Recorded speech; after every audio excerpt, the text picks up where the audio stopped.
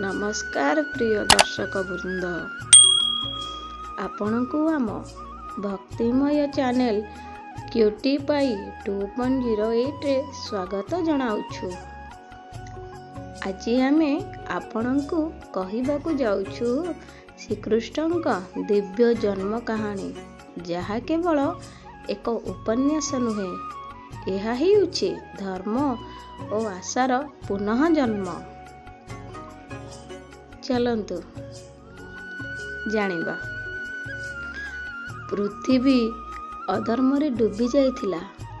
देवता माने चिंतित होई भगवान विष्णु को आकुल होइकी डाकिले। भूमि माता भी दुख को अविवेक करि पारिलेनी। तेबे भगवान श्री विष्णु कहिले, मु मानव रूप रे अवतार नेबी एवं अधर्म को नाश करिबी। ए धरा पृष्ठ रे अवतरण करिबी। ए धरा पृष्ठ रे मोर मु लीला खेलिबी। मथुरार राज्य रे देवकी और वसुदेवक विवाह हेला। कंस जानिले तांको भौणीक देवकीक अष्टम पुओ तांको मृत्युर कारण हेबो। से दुहें को कारागार रे रखिले ओ तांको 7टी संतान को मारिदेले। अष्टम राति आसिला, एक दिव्य द्विपन्न मुहूर्त। एही राति रे श्रीकृष्ण जन्म नेले। घर मध्य रे आलोक विकिरण हेला।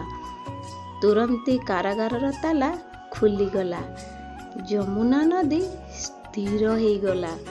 वसुदेव शिशु कृष्ण को एक झुड़ी रे गोकुल को नहीं गले, जेउठी यशोदा तांको तांको निज पुत्र बोली ग्रहण करिथिले। एही परी भाबरे एक दिव्य अवतार आरंभ हेला। यह केवल एक जन्म नुहे, यह हेउछि जन जनर अनुग्रह, जेउठी भक्ति और श्रद्धा एक नुआ आशा जन्म नेला। आसंतु श्रीकृष्णकर दया और कृपा आम समस्तक जीवन को आलोकित करू।